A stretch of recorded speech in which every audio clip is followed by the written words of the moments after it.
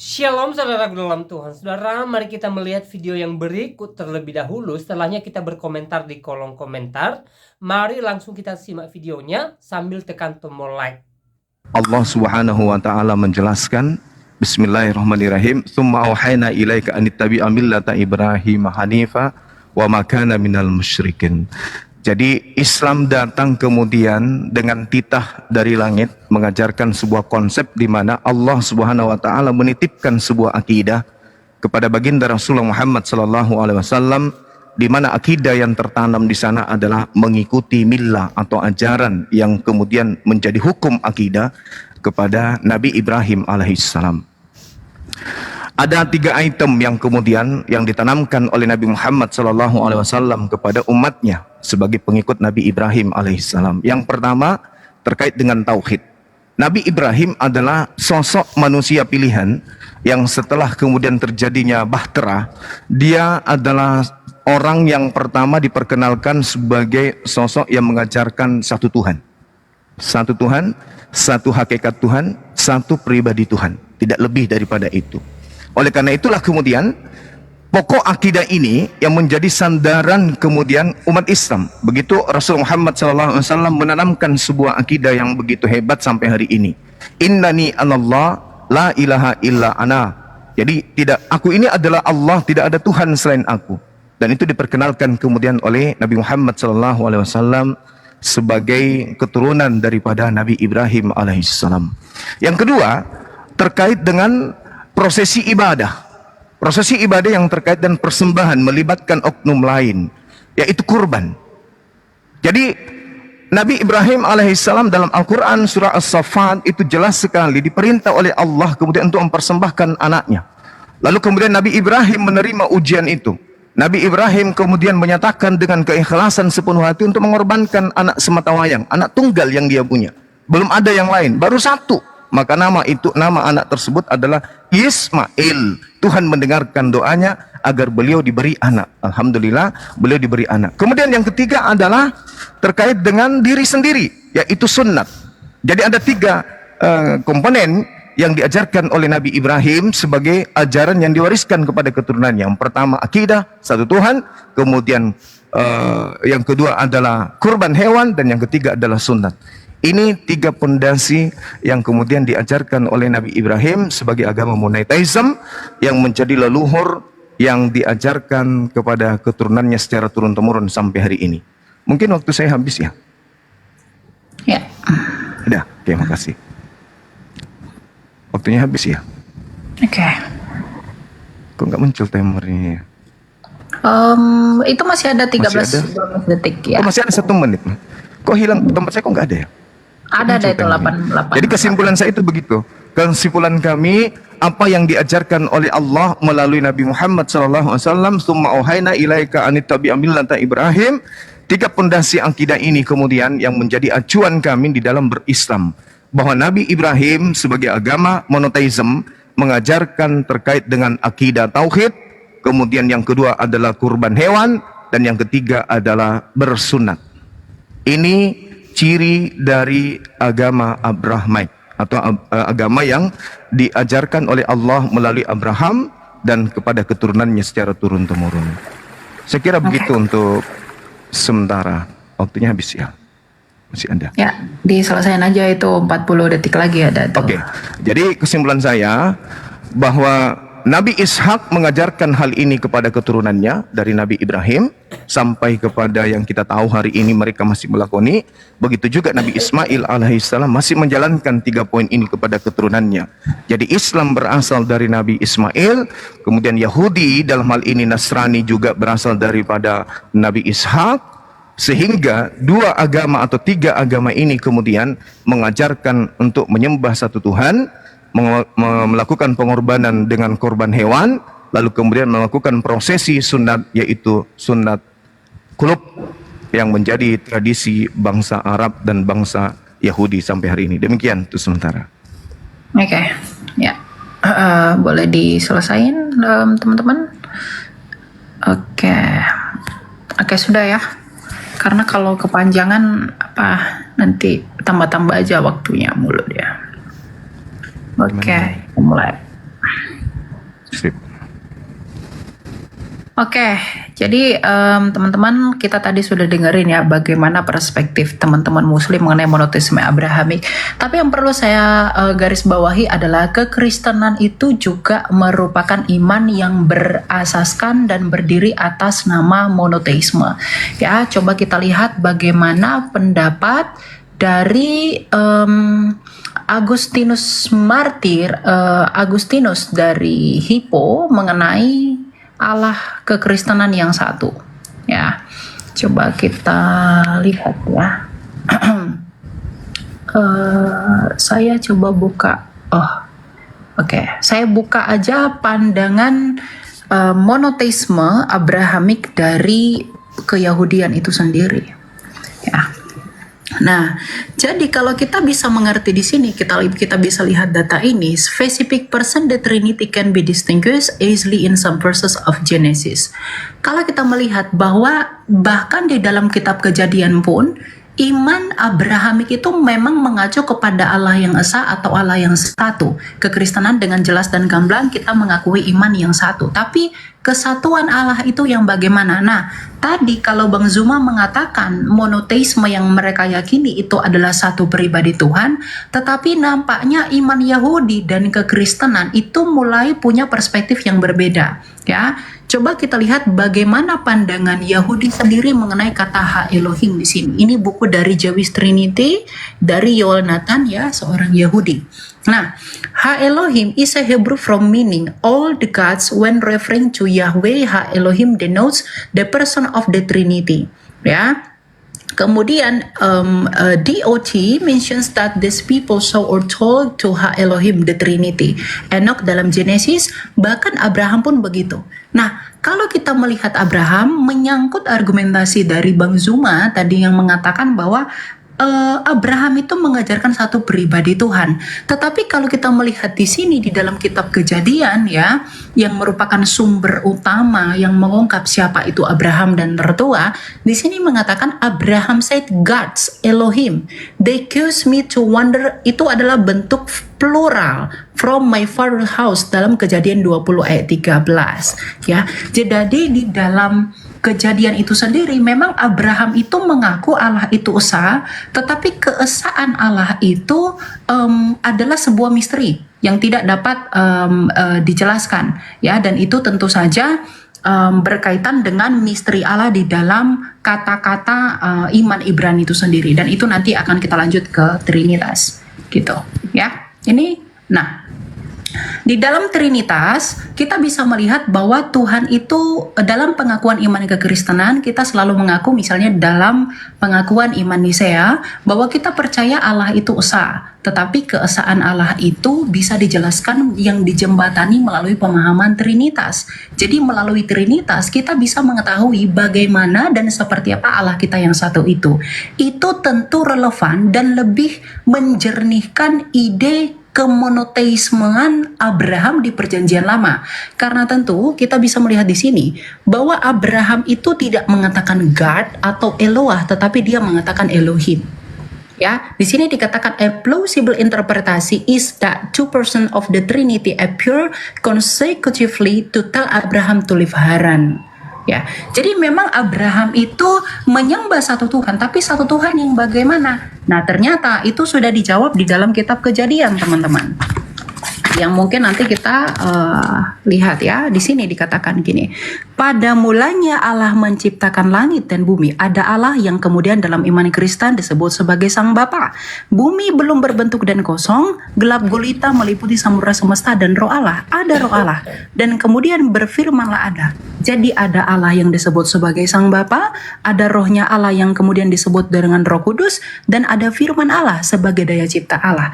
Jadi meskipun Abraham mengajarkan iman monoteisme dan di dalam Perjanjian Lama ide mengenai Trinitas itu sudah ada dan prinsipnya sudah ada, tetapi hanya kekristenan yang secara sempurna mengelaborasi kebagaimanaan Allah itu sesuai dengan sabda Tuhan kita Yesus Kristus dalam Matius 28 ayat 19 yang berkata, baptislah mereka dalam nama Bapa dan Anak dan Roh Kudus.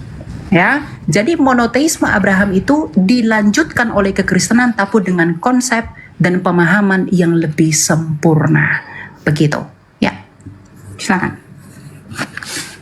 Oke. Masih ada kayaknya waktunya ya? Enggak, sudah. Sudah habis. Ya, silakan. Betul.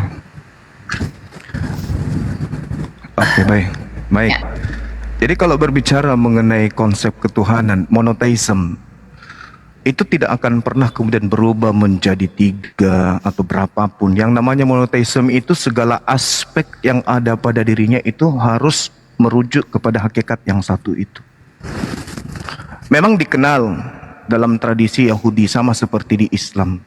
Beberapa kemudian kajian di Islam, misalnya dalam surat Taha, Allah menerangkan bagaimana dirinya, Allahu la ilaha illahu, lahu al-asma'ul husna, dan seterusnya. Bagaimana kemudian Allah menyatakan diri, Tuhan yang satu ini menyatakan diri dengan berbagai macam-macam sifat yang ada pada dirinya. Dan kita kenal di dalam bahasa Ibrani juga ada Eloah, kemudian ada Elohim, ada Elohai, kemudian ada lagi yang disebut Saddai, sifat dan seterusnya. Bukan berarti nama-nama ini merujuk kepada berbagai pribadi, membagi diri dan seterusnya. Karena pencipta langit dan bumi namanya monotheism, berarti dia menganut ajaran satu tauhid. Seperti misalnya ketika kita berbicara mengenai Yod-Heh-Vav-Heh, seperti di dalam kitabnya saudara-saudara kita Yahudi, bagaimana mereka memperkenalkan Ehye atau Yod-Heh-Vav-Heh atau Hasem yang mereka kenal kemudian. Itu tidak merujuk kepada hakikat yang 2 atau 3, tapi merujuk pada satu hakikat saja. Ini yang perlu dipahami. Sehingga ketika kita berbicara mengenai ajaran Abraham, Abraham memperkenalkan Tuhan. Hanya satu Tuhan, hanya satu pribadi, satu hakikat. Bukan menjadi berbagi-bagi nantinya. Dan itu dianut sampai hari ini oleh orang-orang Yahudi. Ketika mereka mengatakan Vayomer Elohim El Moseh, Ehye Esir Ehye, itu tidak merujuk kepada nanti berbagi-bagi pribadi. Ada yang menjadi anak, ada yang menjadi Roh Kudus. Itu tak ada itu dalam ajaran monotheism. Itu ajaran yang muncul belakangan. Kenapa demikian? Karena di dalam kitabnya orang Yahudi itu yang menjadi tonggak akidah mereka utamanya di dalam 2 Samuel 7:22 misalnya. Tuhan itu maha tinggi sehingga dia tidak rendah. Karena kapan dia turun rendah maka dia akan serupa dengan makhluk. Dia akan serupa dengan makhluk. Karena dia serupa dengan makhluk, maka dia akan dipersamakan dengan makhluk. Dengan demikian maka tauhid itu gugur, satu Tuhan itu gugur karena dia serupa kemudian dengan makhluknya. Apabila Tuhan itu sudah serupa dengan makhluk, maka dia tidak layak disebut Tuhan. Dia layaknya disebut dewa-dewa gitu. Nah, makanya saya mengatakan, ketika berbicara mengenai Tuhan, Tuhannya Abraham, Abraham memperkenalkan kemudian pencipta langit dan bumi, itu cuma satu. Cuma satu. Orang Yahudi mengenalnya dengan Hasem, dengan konsep Yahweh, dikatakan di kitab mereka bahwasanya perkenalan ini kemudian muncul kepada Abraham, muncul kepada pengikutnya Ehye, Aser Ehye, bukan merujuk kepada pribadi yang berbagi. Bukan artinya nanti akan terpecah-pecah. Begitu zamannya berubah, maka Tuhan memperkenalkan diri dalam bentuk ini, dalam bentuk itu tidak diajarkan. Dan itu sifatnya masih ada sampai hari ini. Nah, kembali ketika berbicara mengenai Al-Quran, Allah Subhanahu wa ta'ala begitu banyak dalilnya di dalam Al-Quran yang menerangkan bagaimana kemudian Nabi Ibrahim dan keturunannya itu beriman kepada satu hakikat ini. Qul amanna billah wa ma unsila ilaina wa ma unsila ala Ibrahim wa Ismail wa Ishaqa wa Yaqub wal asbat wa ma uti Musa Isa wan nabiyyuna min rabbihim. Semua nabi merujuk kepada satu hakikat ini, yaitu pencipta langit dan bumi, Rabbus samawati wal ardh. Jadi kalau ada kemudian agama yang lahir kemudian belakangan membagi Tuhan menjadi 3 pribadi, itu sudah keluar dari konsep ajaran Abraham. Karena Tuhannya Abraham jelas menerangkan dirinya sendiri, tak ada yang lain. Tiada Tuhan selain aku. Akulah yang terdahulu, akulah yang terkemudian. Tidak ada Tuhan yang menyertai aku, tidak ada sesuatu pun yang bersama dengan aku. Akulah sendiri, aku sendiri, tak ada yang lain. Nah, kalaupun kemudian ada terpecah, itu sifat. Maha pengampun, maha kuasa, maha suci, maha tinggi, itu sifat. Tapi merujuk kepada hakikat yang satu. Bukan berbilang menjadi objek baru, menjadi individu baru, menjadi ciptaan baru. Itu tidak ada. Konsep Abrahamik itu tidak begitu. Tapi kalau ada Elia tadi menjabarkan seperti itu, konsep yang ditanamkan kemudian untuk dicocokkan kepada akidah. Akidah siapa? Akidah Kristen. Tapi apakah itu cocok ketika merujuk kepada akidahnya Abraham? Apa polanya kemudian? Di mana kita bisa mengambil pola itu? Seperti yang dijelaskan tadi. Ada nggak di ajaran Abraham tuh polanya kayak begitu? Tak ada. Paling Kejadian 1 nomor 26. Oke, udah. Iya, silakan. Udah Bang Zuma. Oke, sip. Oke. Ya. Oke, jadi kita mulai dulu ya sebentar. Ya. Udah ya? Oke. Nah, kalau kita merujuk kepada argumentasi Bang Zuma, ini saya catat dua hal ya. Satu, dalam segala aspek Ehye Asyir Ehye tadi ya. Satu, monoteisme itu artinya satu dalam segala hal. Tapi Bang Zuma, dari tadi data saya yang membawa iman Yahudi sendiri, misalnya saya bawa adalah tentang data ini. Bagaimana Anda menjelaskan iman Abraham yang iman Abraham yang monoteisme tetapi ia menggunakan kata Elohim? Dan yang kedua, bagaimana Anda menyelaraskan satu dalam segala aspek di dalam kealahan yang esa kalau Musa sendiri nge-recounted how all the gods ha Elohim? Bagaimana Anda menjelaskan misteri pluralisme Tuhan di dalam keesaannya ini kalau tadi Anda mengatakan bahwa dia satu dalam segala aspek? Ingat, Abraham sekalipun dia tidak menggunakan kata God tetapi menggunakan gods. Itu artinya plural di dalam keesaan itu, plural verb. Dan kemudian yang kedua, saya mau Anda coba bantah ini. Bagaimana Anda menjawab memra di dalam Targum? Ini Targum orang Yahudi, ya. Targum orang Yahudi ini mengatakan begini, ya. Memra selalu diidentikan dengan Allah, juga dibedakan dengan Allah. Karena disebut memra yang bersama-sama dengan Allah, memra min kedem Allaha. Karena itu pandangan para teolog abad lalu mencari asal-usul ideologis dalam Yohanes. Nah, bagaimana Anda menjawab kesetaraan memra dengan Elohim itu sendiri yang diungkapkan oleh Targum Neofiti dan Targum Onkelos? Ini punya Yahudi, bukan punya Kristen.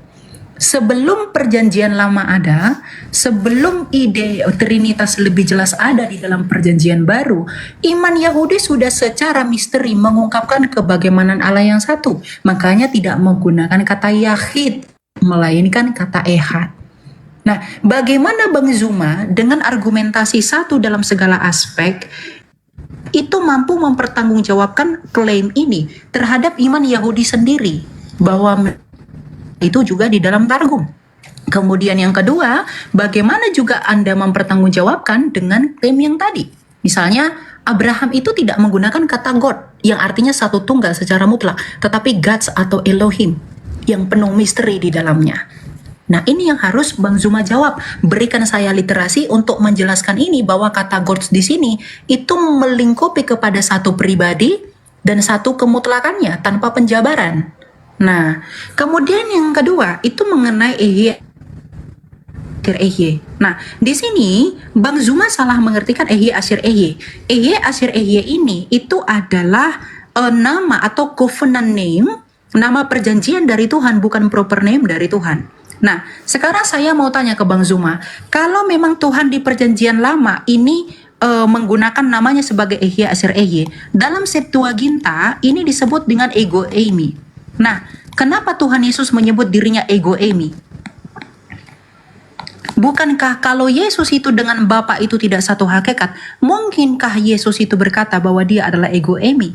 Lagi pula yang paling jelas, ketika Tuhan Yesus mengatakan ego eimi, orang Yahudi ingin menyalibkan Yesus dan ingin membunuh Yesus karena dengan berkata ego eimi, Yesus menyetarakan diri dengan Allah. Nah, jadi bagaimana Bang Zuma itu bisa menjawab dan membantah argumentasi iman Yahudi itu sendiri dengan klaim tadi satu dalam segala aspek? Kalau Bang Zuma katakan itu hanyalah konsep. Kalau tadi Bang Zuma katakan itu adalah konsep, tentu itu tidak konsep. Kenapa? Karena sebelum Tertullianus memperkenalkan Trinitas, tadi saya sudah tunjukkan bahwa Trinitas di dalam kitab Kejadian ini sudah dijelaskan dengan gamblang. Nah, jadi saya mau bagaimana Bang Zuma mempertanggungjawabkan monoteisme Abrahamik itu dimutlakkan satu dalam segala aspek, berkaitan dengan klaim Abraham itu tidak menggunakan God tetapi Gods dan Elohim. Dan yang kedua, bagaimana Anda menjawab bahwa Ehye Aser Ehye juga ternyata digunakan oleh Tuhan Yesus. Yesus juga menggunakan ungkapan keilahian. Kalau dia tidak sehakikat dengan Bapa, mungkinkah Yesus menggunakan Ehye Aser Ehye yang dalam bahasa Yunani disebut ego eimi yang juga dipakai Tuhan? Dan buktinya juga orang Yahudi ingin menyalibkan Yesus dengan menyebutkan ego eimi. Begitu. Coba bagaimana penjabarannya? Silakan. Gitu ya. Sudah selesai. Silakan Bang Zuma. Oke.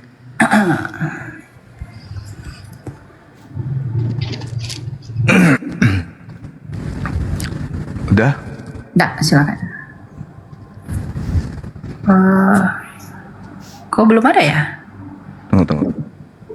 Oke. Ya, silakan. Jadi kalau hanya berdasarkan ego eimi, Paulus pun mengatakan kata ego eimi. Tergantung konteks. Yesus mengatakan ego eimi bukan berarti dialah Tuhan itu.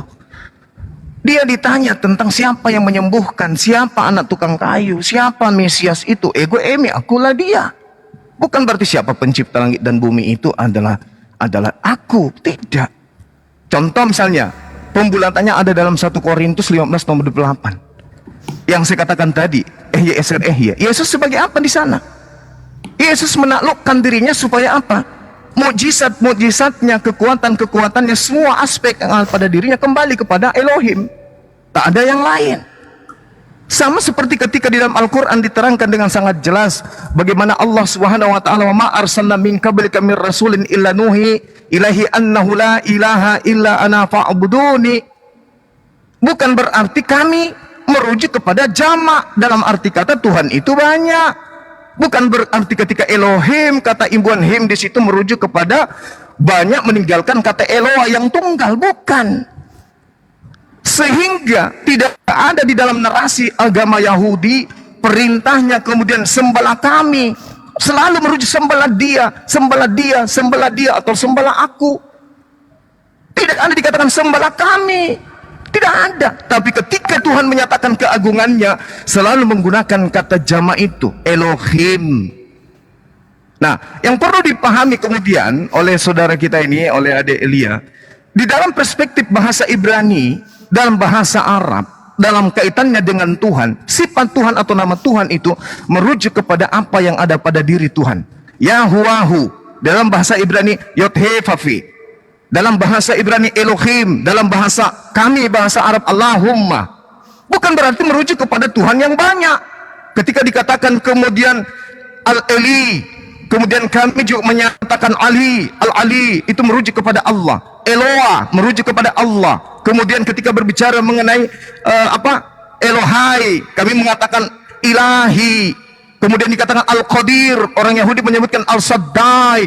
Bukan berarti Tuhan itu rame. Ini sifat yang melekat pada diri Tuhan. Jadi kata Elohim itu bukan berarti Tuhan itu jamak, Tuhan itu banyak. Kalau saudara ini membawa orang Yahudi, saya rasa itu hanya perspektif gereja aja. Orang Yahudi hari ini tidak menyembah Tuhan banyak. Shema Israel, Adonai Eloheinu, Adonai Ahad. Kul huwallahu ahad. Di mana Yahudi mengajarkan 3 pribadi Tuhan? Sekte apa lagi itu yang ada di Yahudi mengajarkan 3 Tuhan? Itu hanya pandai-pandaian orang Kristen mengolah data, mengatasnamakan Yahudi, tapi Yahudi tidak mengenal konsep Trinitas, Tritunggal, Trimurti, itu tidak dikenal. Itu pandai-pandaian kalian mengolah data, Tuhan Yahudi itu begini, tidak. Kata Elohim di dalam Islam itu setara dengan kata Allahumma. Bukan berarti Allah itu banyak. Itu sifat keagungan Tuhan menerangkan tentang dirinya. Abraham tidak dibingungkan dengan konsep Tuhan. Satu di antara semua yang ada itu hanya dia, yaitu hakikat ahad. Qul huwallahu ahad. Dialah Tuhan. Semuanya merujuk kepada hakikat yang satu itu. Tidak bisa lebih. Sementara dalam konsep agama Kristen muncul belakangan niru-niru agama Roma, agama Yunani, agama Hindu, tiga. Itu yang perlu dipahami dengan baik. Jadi perspektif apapun yang kemudian dibangun untuk mengatakan ego emi, menyatakan Yesus adalah sehakikat, tidak bisa. Yesus itu makhluk. Yesus mau dikenal makhluk oleh orang-orang yang ada sekitarnya. Dia hanya ingin dikenal sebagai manusia. Ketika di dalam Kisah Para Rasul 22 nomor 8, siapakah engkau? Apakah engkau Tuhan? Yesus menjawab apa? Aku Yesus manusia dari kota Nasaret. Kenapa dia nggak jawab aku Elohim? Karena dia sudah di alam roh, dia sudah di langit, katanya sudah di surga. Harusnya dia menjawab aku adalah Elohim. Tapi apa? Aku manusia. Apa itu gugur ego emi? Itu artinya aku manusia, anak Maria tukang kayu, anak si tukang kayu, seorang Mesias yang diurapi, yang diutus sebagai rasul. Bukan berarti ego emi itu merujuk kepada Tuhan itu sendiri. Aniho, tidak. Bukan seperti itu. Tapi kita akui Kristen ini agama dari Roma Yunani yang memang konsep pengajaran dewa-dewa, banyak dewa nusul menjadi manusia. Saya kira begitu. Terima kasih. Silakan. Oke. Kita coba diakhiri, Bang Juma. Sudah? Diakhiri ya? Tunggu. Bukan ya. Sudah, Oke. Sorry, saya baru PK juga ini soalnya. Siap. 2 putaran tadi ya. Ini kedua ya, berarti ya. Kita sisa 3 lagi nanti penutup sekali. Oke, kita mulai.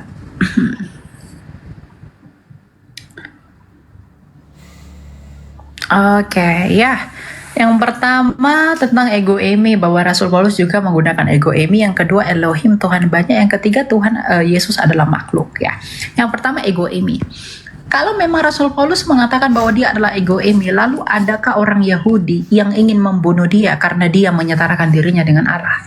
Lalu kenapa Yesus dengan berkata ego eimi dan klaim dari dirinya, lalu Yesus itu ingin dibunuh oleh orang Yahudi karena dengan berkata demikian ia menyamakan dirinya dengan Allah? Itu yang pertama. Kemudian yang kedua, mengenai Elohim itu adalah Tuhan yang banyak.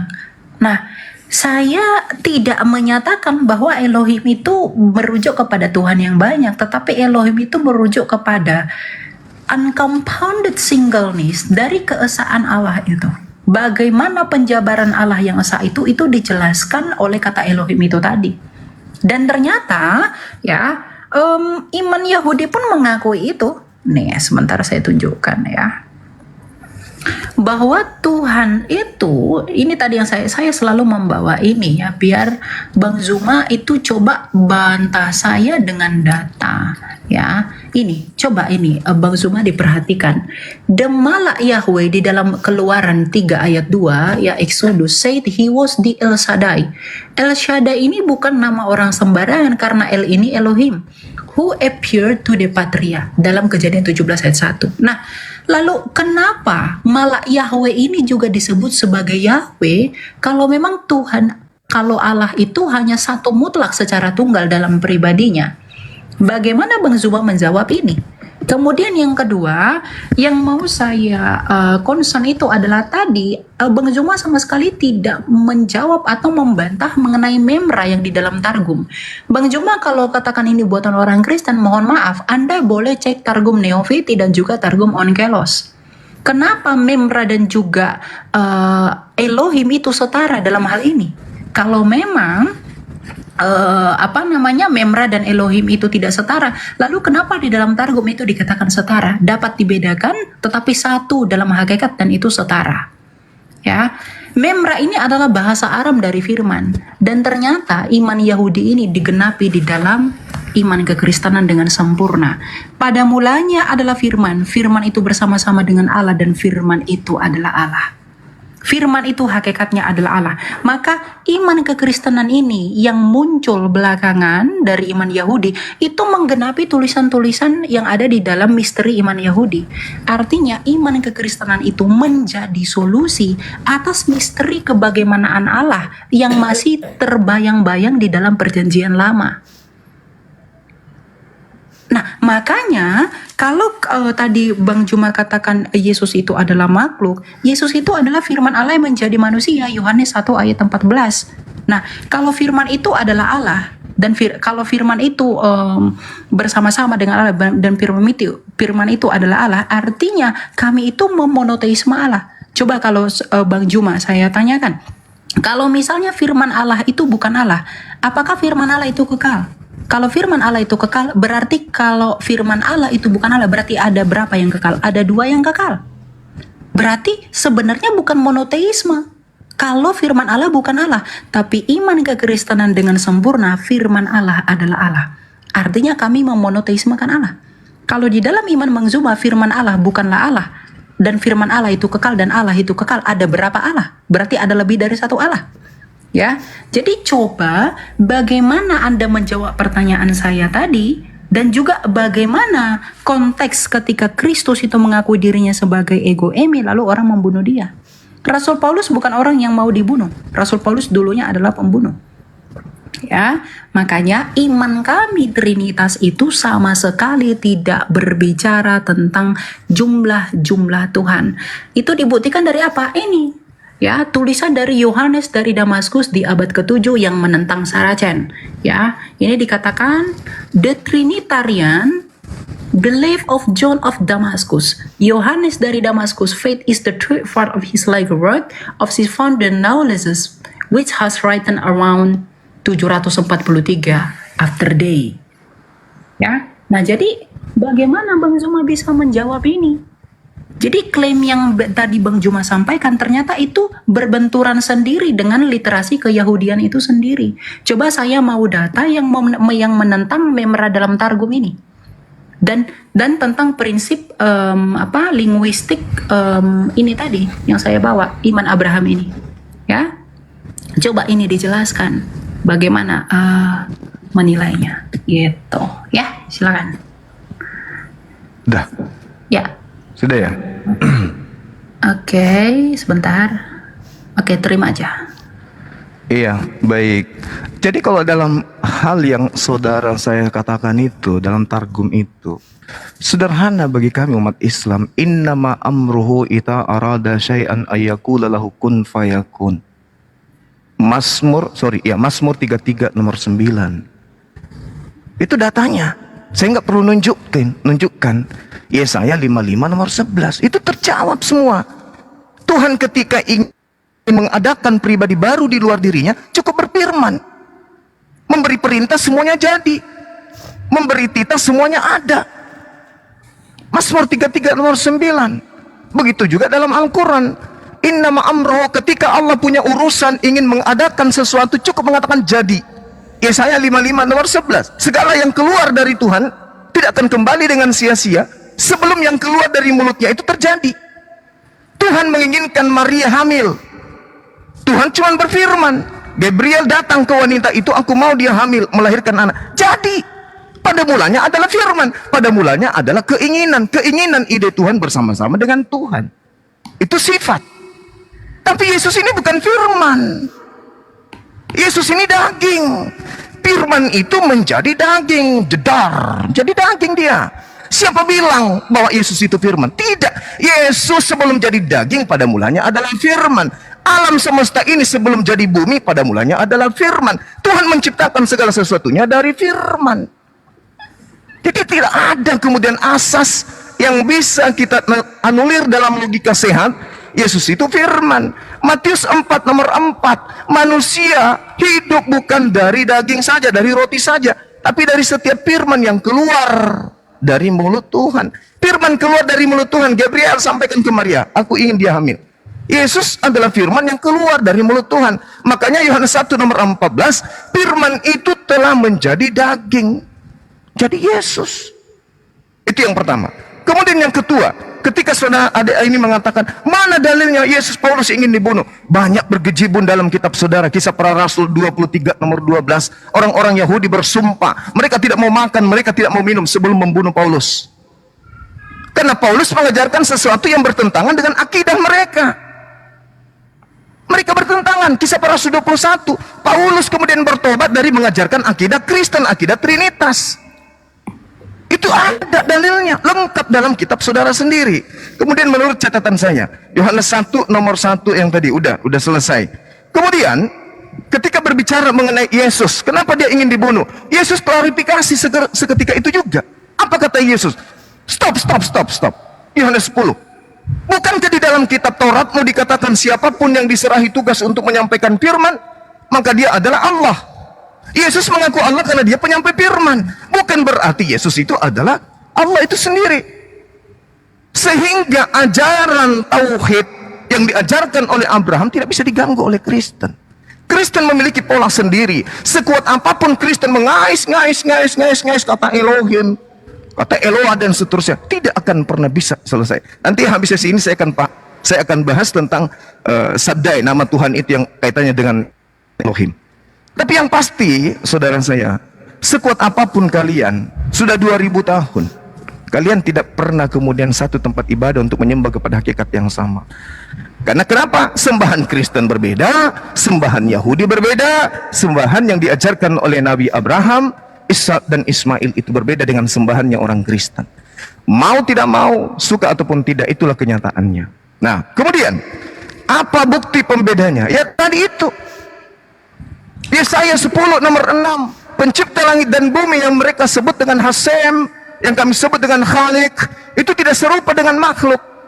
Sembahan kalian serupa dengan makhluk. Pertama roh, sang bapak roh, itu makhluk.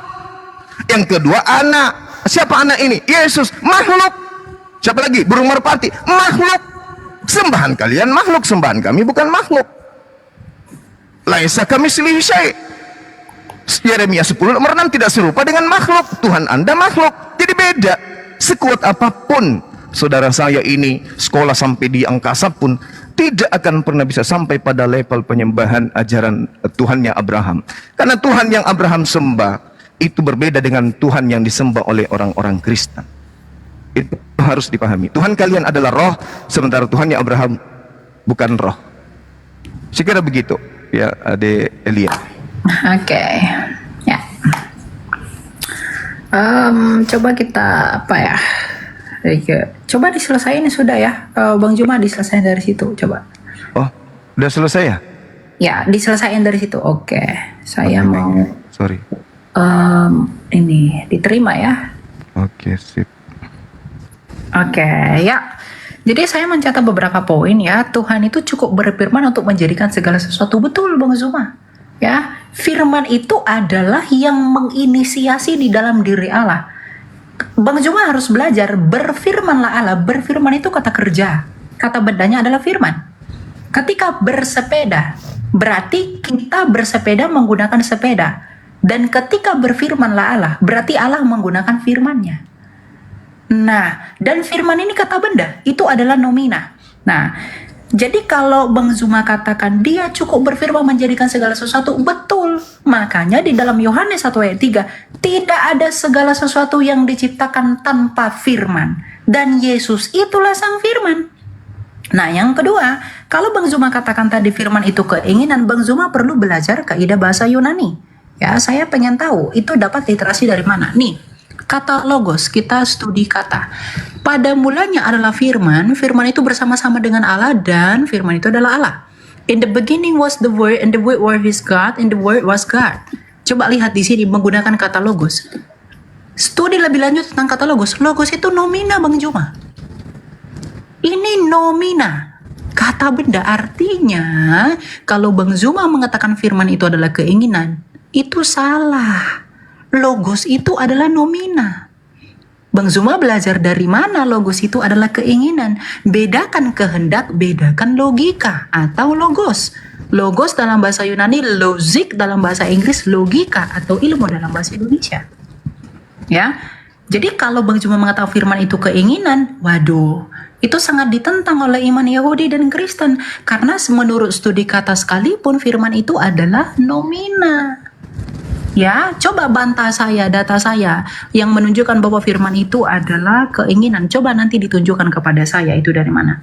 Kemudian firman itu menjadi daging. Berarti dia bukan lagi firman, dia menjadi daging. Loh, ketika Bang Zuma percaya firman Allah menjadi kitab yang Bang Zuma sebut dengan Al-Quran, apakah Al-Quran itu tidak lagi adalah firman-Nya Tuhan? Apakah firman Tuhan di dalam kitab itu menjadi hilang karena dia menjadi buku? Kalau di dalam iman Bang Zuma firman menjadi kitab, di dalam iman kami firman menjadi manusia, apa bedanya? Coba nanti Anda sebutkan perbedaannya padahal apa? Gitu ya. Jadi untuk menutup kebingungan, kalau Bang Zuma bilang firman menjadi manusia, itu bingung sekali firman itu. Lalu bagaimana dengan imanmu firman menjadi buku? Itu juga perlu dijawab. Ada dua tugas Bang Zuma di sini. Yang keempat, Yesus penyampai firman. Loh, kalau Yesus penyampai firman, coba lihat dalam Yohanes 8 ayat 24. Ya, apa kata Yesus di sini? Kamu berasal dari bawah, aku dari atas. Kamu dari dunia ini, aku bukan dari dunia ini. Jadi Yesus adalah penyampai firman yang bukan dari dunia ini. Ini ucapan Yesus sendiri. Bagaimana Bang Zuma membantah ucapan Kristus sendiri yang mengatakan bahwa dia datang dari atas? Adakah nabi-nabi yang pernah mengklaim bahwa dia datang dari atas, Bang Zuma? Apakah Elia, Musa, Henok, atau nabi yang manapun mengaku datang dari atas?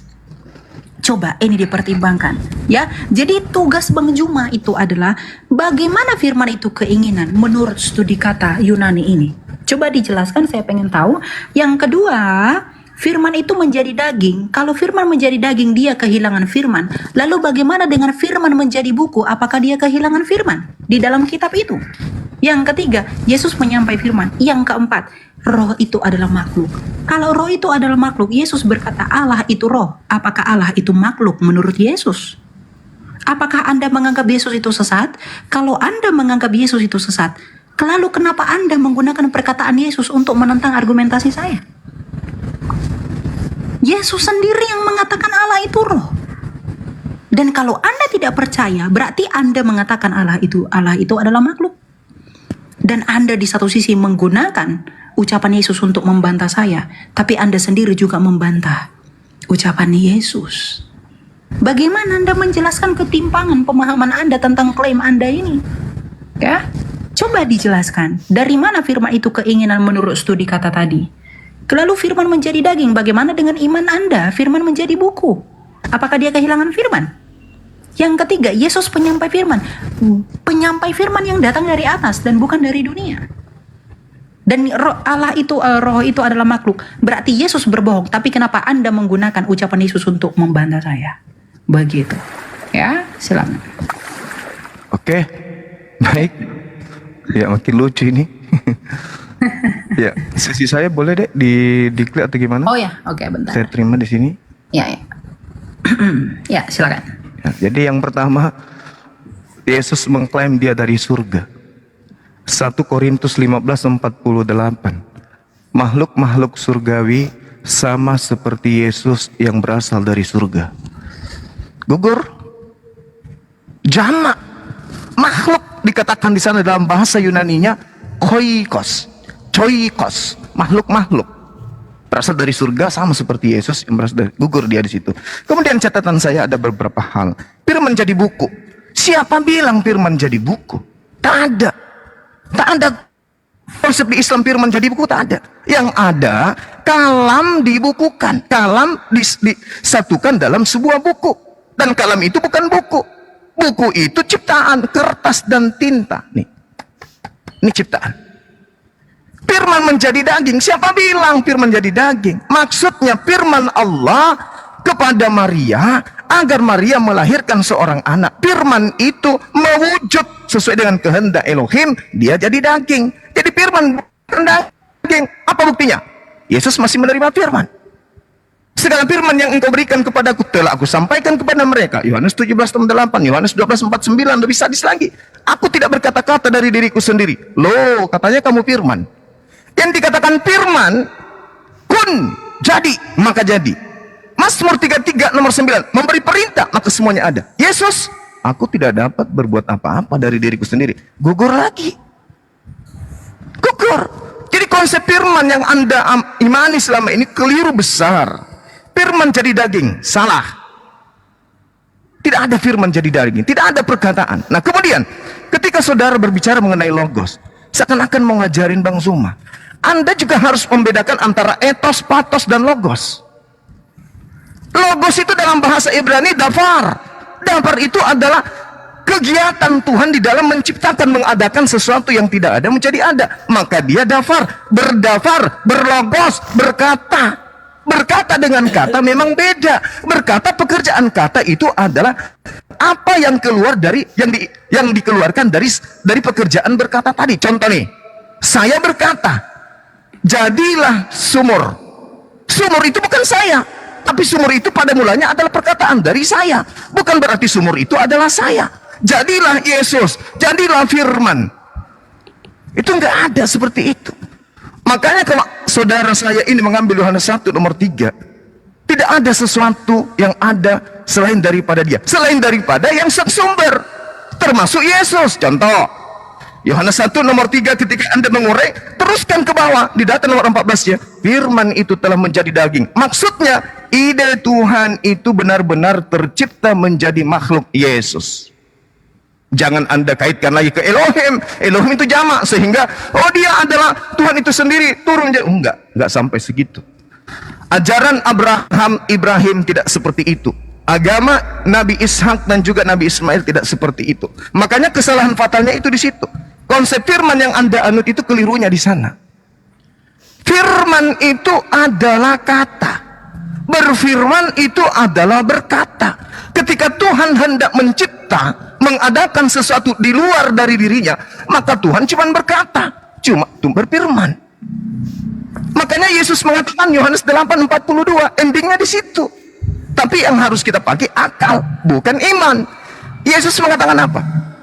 Aku datang di atas muka bumi ini menjadi daging, bukan atas kehendakku. Halo, berarti dia bukan sang firman. Berarti dia bukan dafar, tetapi dia adalah buah yang dihasilkan kemudian dari pikiran, ide, gagasan Tuhan. Tuhan menginginkan menciptakan sebuah mujizat di tengah-tengah Bani Israel. Nabi Musa diutus. Kisah Para Rasul 13 nomor 23, Tuhan menginginkan kemudian juru selamat di tengah-tengah Bani Israel. Yesus diutus. Jadi Yesus ini pada mulanya adalah firman, betul. Yesus pada mulanya adalah firman. Yesus pada mulanya adalah ide. Ide itu bersama-sama dengan Tuhan. Dan ide itu keluar dengan cara Tuhan berfirman. Apa buktinya? Gabriel pada bulan ke-6 datang menyampaikan firman itu kepada Maria. Tuhan yang Maha Tinggi menginginkan engkau hamil. Hamil dia. Jadi Yesus pada mulanya adalah firman. Firman itu bersama-sama dengan Tuhan. Dan firman itu telah menjadi daging. SARS. Sudah menjadi makhluk hidup bernama Yesus. Makanya Yesus bukan Tuhan, bukan Elohim, tetapi manusia 100%. Demikian, silakan. Oke. Saya ini coba akhir dulu, Bang Juma. Oh, sorry. Iya. Okay. Sudah? Ya, sudah. Sebentar ya. Ya. Oke, yang pertama Yesus menyampaikan firman. Tadi Bang Zuma katakan, inilah makanya perlunya Bang Zuma dengan kerendahan hati saya mengajak Anda untuk belajar lebih dalam lagi ya. Tadi kita berkata Yesus adalah Logos. Nah, coba kita analisa kata Yohanes 17 ayat 8. Di sini Bang Zuma mungkin tidak tahu dan belum belajar masalah firman ya. Di sini coba kita lihat. Sebab segala firman yang kau sampaikan kepadaku. Nah, firman di sini, firman yang didapat Yesus dari Bapa itu bahasa Yunaninya apa? Firman di sini remata, rema, bukan logos. Jadi bedakan ya Bang Zuma ya antara rema dan logos. Dan Yesus itu adalah, nih kita lihat di dalam ini tadi di dalam nih, pada mulanya adalah firman. Firman itu bersama-sama dengan Allah. Coba lihat dalam Yunaninya, dalam naskah Textus Receptus, logos. Jadi Bang Juma pun lagi dan lagi masih gagal. Yesus menyampaikan firman, yang disampaikan itu bukan logos, tapi yang disampaikan itu adalah rema. Nah, yang kedua, perkataan saya itu bukan saya. Tadi Bang Juma mengatakan begitu menyangkut Yesus sebagai ide ilahi. Nah, lalu yang menjadi pertanyaan saya, bukankah idenya Bang Zuma itu lahir dari Bang Zuma? Katakanlah saya tidak melihat wajah Bang Zuma, dan saya mendengar firmannya Bang Zuma yang menjadi suara. Artinya saya bisa mengenal Bang Zuma melalui firmannya Bang Zuma yang menjadi suara. Nah, kita pun bisa mengenal Allah yang tidak kelihatan melalui firman-Nya yang menjadi manusia. Dia tidak kelihatan, maka dia memperkenalkan dirinya dengan imanen atau kelihatan ke dunia. Sebab Yesus adalah gambaran Allah yang tidak kelihatan. Kolose 1 ayat 15. Nah, masalah Yohanes 1 ayat 3, dia itu ciptaan. Mohon maaf, coba kita lihat dalam Yohanes 1 ayat 3. Kita baca dengan teliti. Pada mulanya sudah ada firman. Firman itu bersama-sama dengan Allah dan firman itu adalah Allah. Ia pada mulanya bersama-sama dengan Allah. Segala sesuatu dijadikan melalui firman, dan tanpa firman tidak ada suatu pun yang telah jadi dari segala yang telah dijadikan. Kalau firman itu ciptaan, Bang Juma, kalau firman itu adalah diciptakan, bagaimana mungkin Allah menciptakan ciptaan melalui ciptaannya? Kalau firman itu tidak di dalam diri Allah, Sang Bapa yang Esa itu, bagaimana mungkin hal itu bisa terjadi? Artinya, argumentasi Bang Juma pun saling kontradiksi. Di satu sisi Bang Juma mengakui firman itu di dalam Allah, di satu sisi Bang Juma mengatakan firman itu ciptaan. Berarti di dalam diri Allah yang bukan ciptaan ada yang ciptaan. Itu juga masih salah. Itu logika falasi. Bagaimana Bang Juma menjelaskan kesalahan itu? Ya, jadi kalau firman itu Bang Juma katakan adalah ciptaan, berarti di dalam diri Allah. Tadi Bang Juma mengakui, ya, bahwa ide itu keluar dari Bapa, ide itu keluar dari Allah. Berarti Anda mengakui bahwa di dalam diri Allah ada ciptaan. Masa ciptaan ada di dalam diri Allah yang kekal? Dan ketika firman itu menjadi manusia, Bang Juma perlu tahu dia tidak bertransubstansiasi. Yang tadinya Allah berubah menjadi manusia. Seperti nasi menjadi bubur. Ada bubur, nasinya tidak ada. Bukan begitu. Tapi dia dalam hakikat keilahiannya, dia menambahkan kodrat manusia. Sama seperti Bang Juma tadi, kalam yang dibukukan. Oke, kami pun bisa mengatakan kalam yang dimanusiakan. Tidak ada yang salah. Karena dia menjadi itu bukan berubah substansi Bang Zuma. Tetapi dia itu menjadi menambahkan kodrat. Jadi kalau Bang Zuma mengatakan kami tidak mengimani itu, kalam itu menjadi, kalam itu dibukukan. Kami pun berkata kalam itu dimanusiakan. Ya. Jadi dari tadi argumentasi saya yang bertabrakan, argumentasi Bang Zuma yang bertabrakan tetap dibantah dengan argumentasi juga yang belum jelas.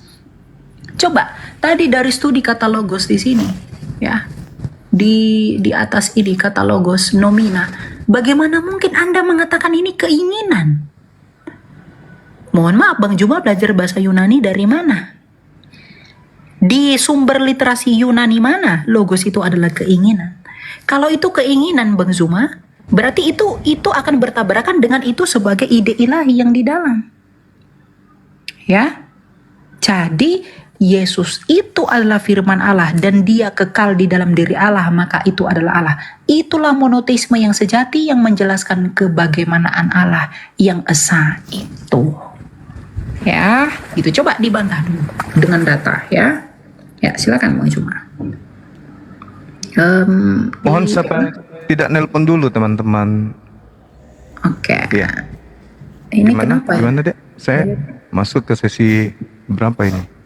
Kenapa ya ini saya tunggu sebentar. Ada masalah di apa?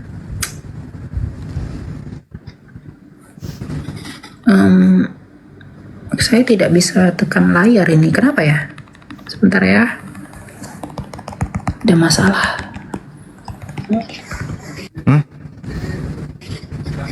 Sebentar ya. Oh gitu. Jadi sesi keberapa ini? Ini mau penutup kayaknya. Bentar. Kenapa ya layar saya? Bentar ya. Jadi masih Ini kalau saya keluar itu bakal end nggak dianya? Enggak ya? Coba bicara dulu sama admin saya.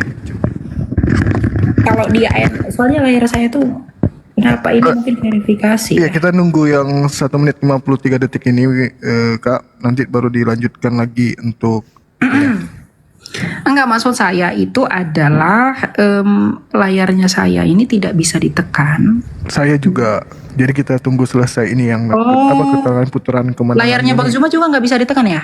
Iya benar. Kita Oh ya selesaikan sudah, aja nih 1 ya udah menit. ditunggu aja kalau gitu. Baik. Ya oke. Ya udah, kita tunggu aja ya. Ini apa nanti bisa. Oke.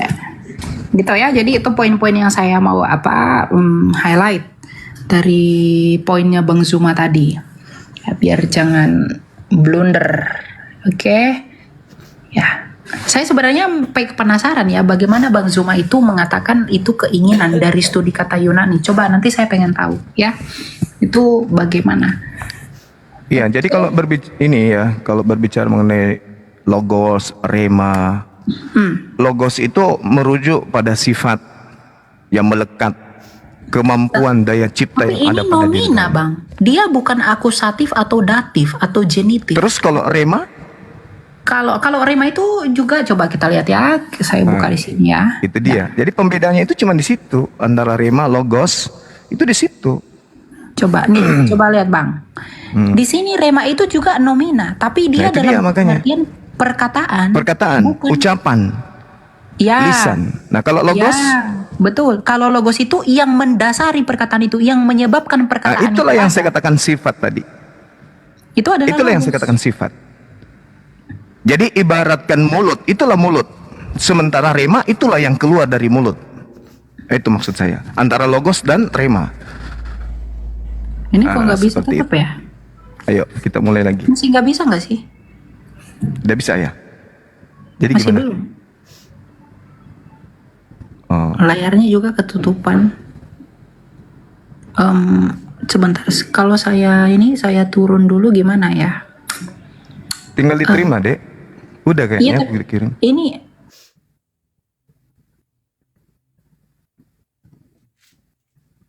Gimana ya? Ini sesi terakhir kan?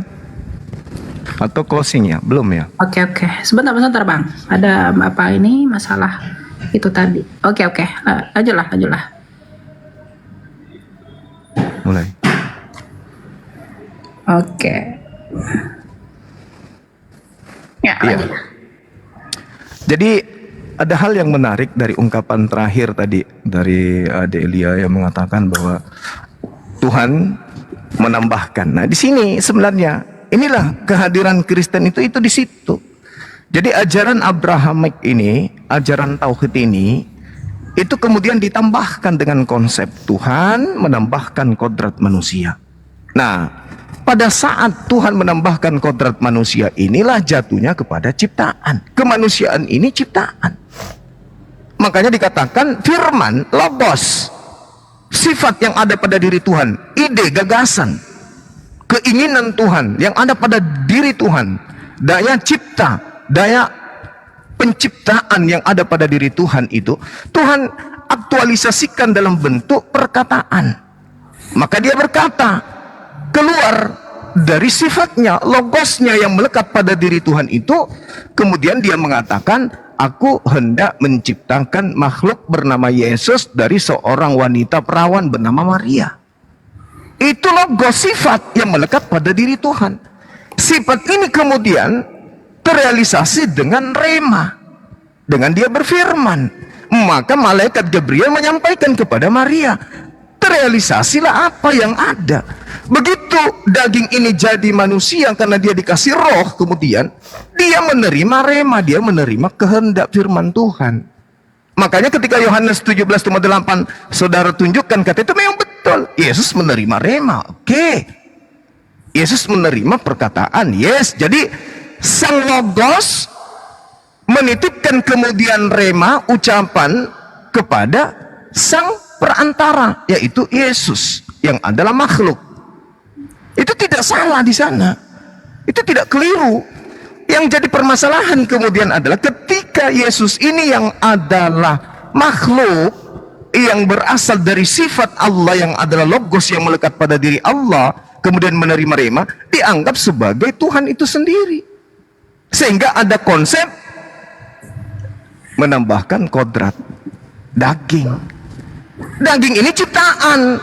Apa mungkin Tuhan menambahkan ciptaan pada dirinya dan ciptaan itu kemudian menjadi Tuhan juga? Ya tidak mungkin lah. Itu konsep para dewa.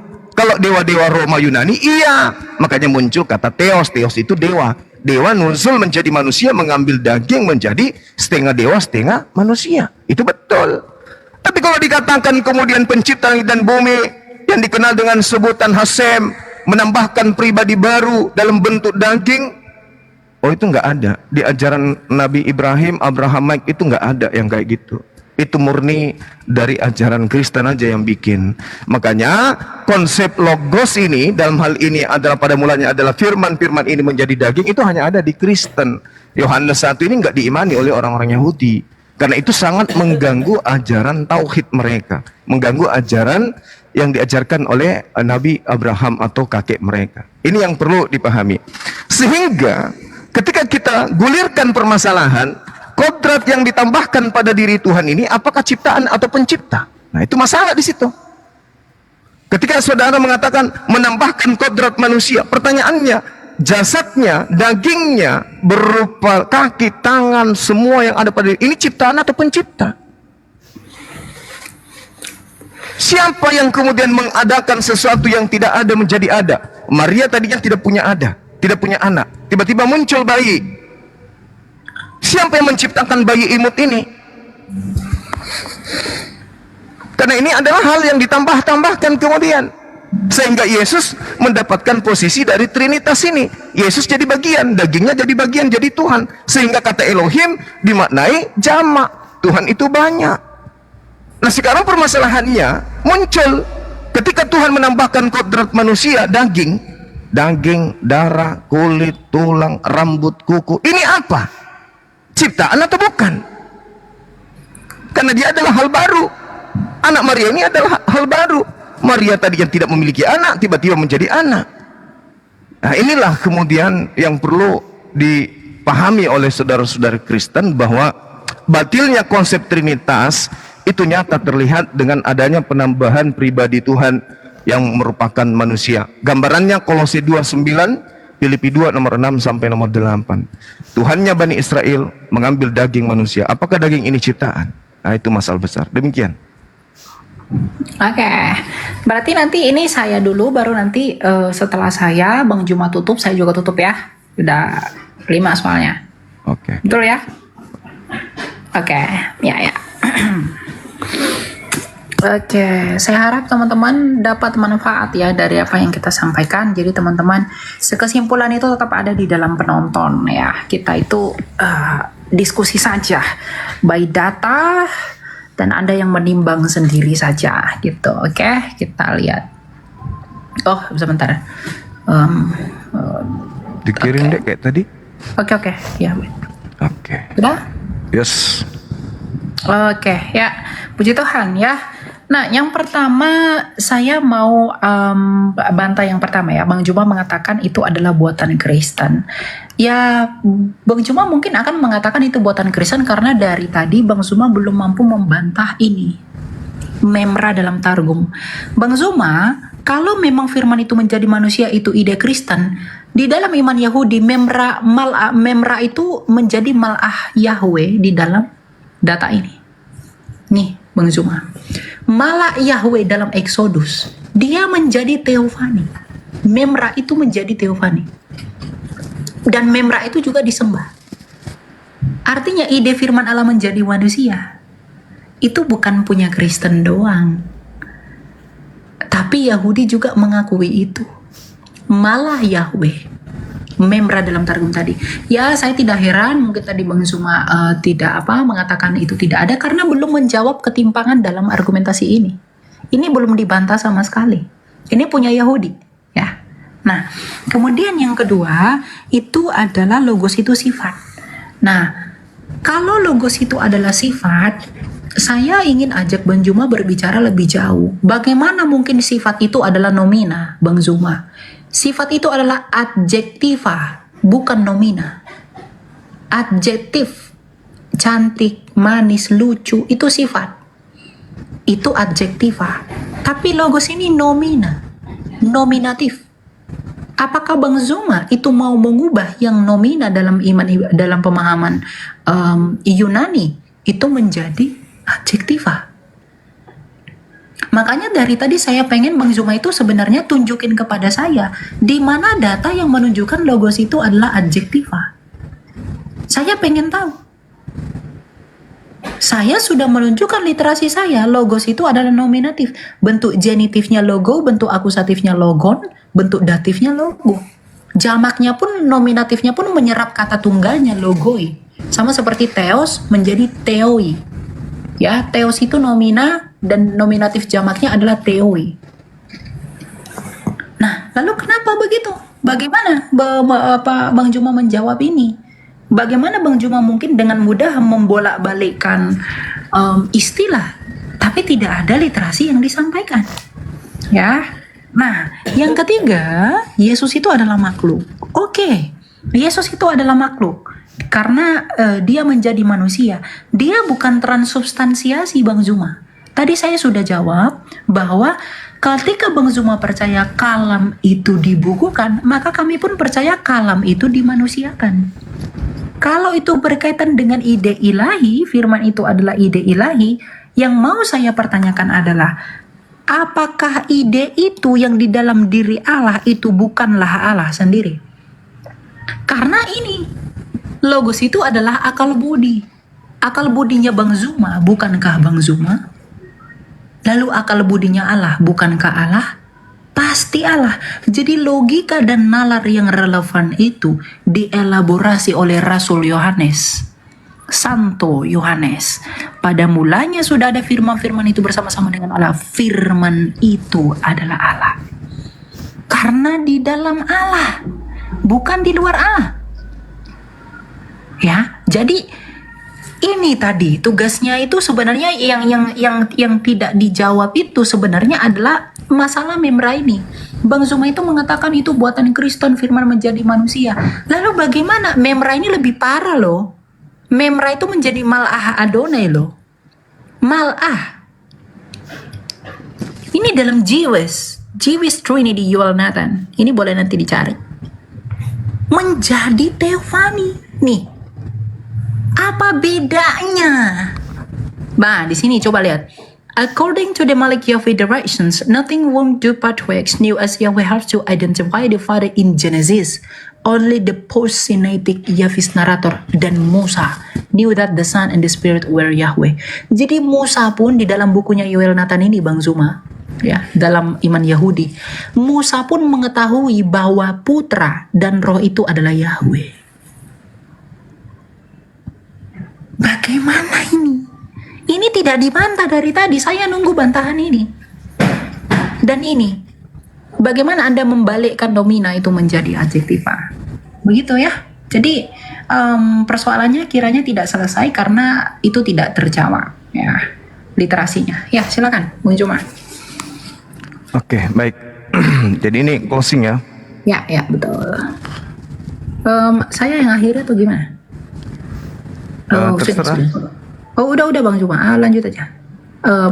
Saya bentar. Saya match ya. Ya, silakan. Oke, baik. Ya, jadi sederhana sebenarnya. Itu masalah sepele, tapi dibuat seperti sedramatis, ya, sangat dramatis sehingga seakan-akan itu luar biasa. Sebenarnya kalau kita mau melihat bagaimana pendalaman materi tentang Malah, Elohim, coba kita lihat dalam Kejadian 31 nomor 11. Memang yang datang ke sana itu malaikat dan diakui sebagai Elohim itu sendiri. Bahkan Yesus pun menganggap dirinya Eloah. Yohanes 10 nomor 34 kan dibantah, semua data-data Anda itu dibantah oleh Yesus. Anda Yesus hidup hari ini, Anda datang dengan membawa itu, Yesus bantah data itu. Yesusnya yang pasang badan.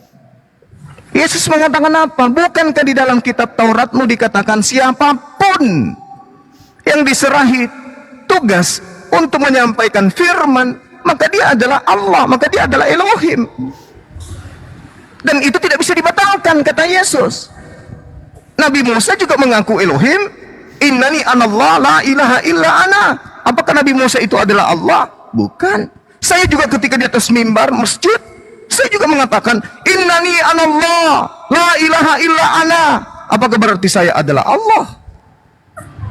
Ini adalah unsur yang harus dipahami, bahwa ketika Tuhan menyampaikan firman, maka para utusan menyampaikan firman itu tanpa menambah, tanpa mengurangi. Itu poinnya. Jadi kalau hanya berbicara malah Elohim, apa hubungannya? Banyak data di dalam kitab saudara. Keluaran 33 Kejadian 22 nomor 11, kemudian Kisah nomor 7, nomor 35, 38, nomor 53. Lalu kemudian Kisah Para Rasul 10 nomor 4. Semua kemudian mengatakan malah Elohim, mengaku sebagai Elohim. Nah, kemudian konsepnya yang datang kepada Nabi Musa, kita lihat di dalam misalnya Kisah Para Rasul 7, untuk membantah iman orang Kristen bahwa Nabi Musa bertemu dengan Tuhan. Ternyata dikatakan di Kisah Para Rasul yang berfirman kepada Nabi Musa itu adalah malaikat. Musa ini yang telah mereka tolak dengan mengatakan, siapa yang mengangkat engkau menjadi pemimpin dan hakim? Musa ini telah diutus oleh Allah untuk berbicara kepada malaikat. Malaikat yang menyampaikan firman kepada dirinya, bukan kemudian Tuhan yang langsung. Di data nomor 38, Musa inilah yang menjadi perantara di sidang jemaat yang ada di padang gurun di antara malaikat. Malaikat ketika datang kepada Nabi Musa, malaikat itu tidak mengatakan, hai Musa, aku malaikat. Tidak, dia mengatakan, akulah Elohim. Bukan berarti malaikat itu Tuhan, tidak. Inilah yang perlu pendalaman materinya agak-agak diangkat sedikit, supaya jangan terus-terusan sama pengajaran-pengajaran paganisme Roma Yunani. Kemudian Al-Quranul Karim menjelaskan di dalam surah Al-Ankabut ayat 44, khalaqallahu as-samawati wal ardi bil haqq, inna fi zalika laayatin lil mu'minin. Allah menciptakan langit dan bumi dengan hak, dengan kebenaran. Lalu kemudian sungguh pada yang demikian itu pasti terdapat tanda-tanda kebesaran Allah bagi orang-orang yang beriman. Itu sama ketika Tuhan menyatakan dirinya sebagai As-Saddai kepada Bani Israel. Tidak ada bedanya. Kemudian kalau Anda melihat di dalam kitab Kejadian 35 nomor 11, itu sangat jelas, itu dikatakan di sana, Wayomer Elohim ini El Saddai, dan seterusnya. Itu sama. Lagi firman Allah kepadanya, akulah Allah yang maha kuasa, akulah Tuhan pencipta langit dan bumi, beranak cuculah yang baik. Itu sama, akulah yang menciptakan semuanya. Sama ketika Tuhan mengatakan Bereshit bara Elohim, Elohim bukan berarti jamak di sana, tetapi Elohim sedang menyatakan dirinya sebagai pencipta langit dan bumi. Sama seperti ketika di Al-Quran, kami yang mewahyukan, kami juga yang menjaga. Bukan berarti kami itu jamak. Jadi kita orang Indonesia tidak boleh memahami kandungan kata bahasa Ibrani yang digunakan oleh Tuhan berfirman kepada para nabi, dan juga bahasa Arab yang digunakan oleh Allah, Tuhan pencipta langit dan bumi, berfirman kepada Nabi Muhammad. Salah kita. Kita harus kembalikan kepada sumber bahasanya. Sekarang ketika Tuhan mengatakan Elohim kepada Abraham, kepada Nabi Musa, apakah orang Yahudi menyembah Tuhan-Tuhanan? Apakah orang Yahudi punya banyak Tuhan? Tidak. Ketika Tuhan berfirman kepada orang Arab, Nabi Muhammad dengan mengatakan kata Nahnu, apakah orang Arab punya banyak Tuhan? Tidak. Nah, inilah yang kemudian ingin saya katakan, bahwa pada kesimpulan ini, agama Tauhid itu hanya punya satu Tuhan, tidak ada ditambahi kodrat manusia, ditambahi kodrat burung merpati. Itu jelas. Saya kira begitu, Adik Eli. Ya, terima kasih.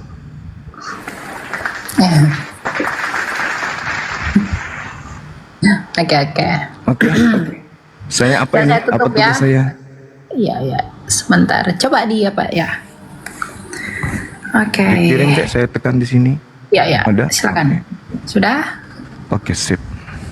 Oke, jadi teman-teman, saya mau sedikit intermezzo aja dulu tentang apa yang disampaikan, bahwa malaikat itu juga disebut Elohim. Tapi apakah malaikat itu disebut Logos? Tidak pernah. Ya, jadi argumentasi Bang Zuma tetap terpenggal di sana. Nah, saya mau tutup teman-teman begini. Yang mau saya beritahukan kepada kalian adalah apa tadi yang disampaikan oleh Bang Zuma itu ternyata tidak mengcover apa yang saya minta dan saya maksudkan, karena dengan literasi yang saya bawa tadi yang menunjukkan bahwa logos itu nomina, kemudian Bang Zuma ubah itu menjadi adjektiva, saya berpikir bahwa adanya ketidakselarasan di dalam jawaban yang saya minta itu karena ternyata Bang Zuma menilai segala sesuatu itu bukan tidak sesuai dengan standar ilmu pengetahuan. Misalnya tadi yang nomina diubah menjadi adjektiva, yang tadinya di dalam diri Tuhan sebagai kompetensinya itu diubah menjadi sifat dan lain sebagainya. Ya, begitu. Jadi ya tidak masalah ya. Itu hanya mungkin Bang Zuma masih sampai di sana. Nah, yang mau saya kesimpulkan itu dalam iman kekristenan teman-teman. Tadi kita sudah melihat bahwa Abraham, Musa, dan lain-lain itu telah melihat bahwa Tuhan itu memang esa. Iman Kristen pun dalam pengakuan iman Nisia Konstantinopel mengatakan, aku percaya kepada satu Allah yang esa, yakni Sang Bapa. Ya, lalu Trinitas ternyata itu menjawab tentang penjabaran misteri Allah kita yang satu itu. Bagaimanakah Allah kita yang satu itu dan seperti apa dia? Kalau di dalam perjanjian lama Abraham itu melihat bayang-bayang Allah yang majemuk di dalam keesaannya, kemudian Musa menuliskannya dengan adanya Malah Adonai, kemudian dikonfirmasi oleh orang Yahudi sendiri di dalam Targum Yonatan, di dalam Targum Onkelos, di dalam Memra Targum Neofiti, itu menjadi kebingungan di dalam iman keyahudian ternyata sejak dahulu. Ya, sesuai dengan data dan literasi yang saya tunjukkan tadi. Namun, Kristus Raja Tuhan dan Mesias itu telah datang mengungkapkan dirinya dan seperti apa dia. Makanya Tuhan kita Yesus Kristus bersabda dalam Matius 28 ayat 19, karena itu pergilah, baptislah mereka dalam nama Bapa dan Anak dan Roh Kudus. Artinya, keesaan Allah yang belum clear di perjanjian lama, itu disempurnakan dan dijelaskan dengan baik oleh Tuhan kita Yesus Kristus. Meskipun di satu sisi Tuhan kita Yesus Kristus tetap mengatakan Allah itu esa, karena memang Yesus Kristus adalah firman yang keluar dari Allah, yakni Sang Bapa. Jadi iman yang sejati adalah iman yang dapat saling menubuatkan dan saling mengkonfirmasi serta saling menggenapi. Dan terbukti kekristenan adalah jawabannya, ya, sebagai satu di antara Abrahamik.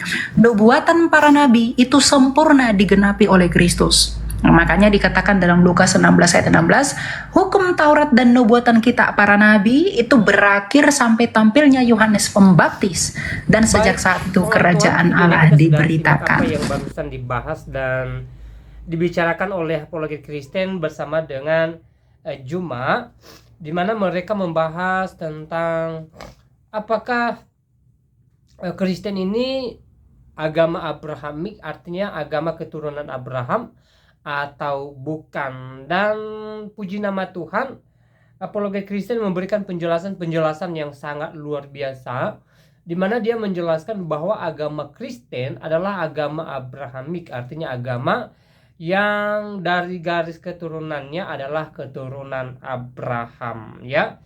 Dan itu tertulis di dalam Alkitab. Misalnya kalau kita lihat secara cepat di dalam kitab Matius pasal 1, di sana jelas dituliskan, ya, bagaimana Kristen ini, ya, berasal dari keturunan Abraham, ya. Di sini tuh ditulis keturunan demi keturunan dari Abraham ke Yesus Kristus. Dan orang Kristen percaya bahwa Yesus adalah Tuhan dan juru selamat, dan Yesus adalah sang penebus, dan Yesus adalah Allah itu sendiri. Nah, saudara dalam Tuhan, penjelasan yang sangat luar biasa dari apologet Kristen, ya, memberikan kita pengertian baru bahwa agama Kristen adalah agama Abrahamik, dan Kristen, ya, percaya bahwa Yesus Kristus adalah Tuhan yang secara daging atau secara manusia berasal dari keturunan Abraham sesuai dengan yang dicatat di dalam Alkitab, ya. Nah, saudaraku dalam Tuhan, selebihnya seperti apa tanggapan saudara? Silahkan tulis di kolom komentar. Tuliskan komentar yang baik, yang positif, terutama komentar-komentar yang memuji memuliakan nama Tuhan di atas kerajaan sorga, ya. Dan jangan lupa tekan tombol like dan juga share supaya menjadi berkat bagi banyak orang, ya, dan juga tekan tombol subscribe dan juga tombol loncengnya. Dan di kesempatan ini saya kembali ingatkan kita supaya kita tetap semangat menjalani hari-hari kita, apapun yang kita alami, apapun yang sedang kita gumuli, Mari kita tetap semangat dan mari kita tetap berjiwa optimis bahwa yang terbaik menjadi bagian kita ketika kita bertekun dan ketika kita hidup di dalam Tuhan Yesus Kristus, ya. Nah, saudara dalam Tuhan, ya, kiranya video ini memberkati kita, menguatkan iman kita, membuat kita semakin yakin bahwa Yesus adalah Tuhan dan Juru Selamat. Sekali lagi, ya, tekan tombol like dan juga share atau bagikan supaya menjadi berkat bagi banyak orang, dan berikan komentar-komentar yang memuji memuliakan nama Tuhan dan yang memberkati kita sekalian.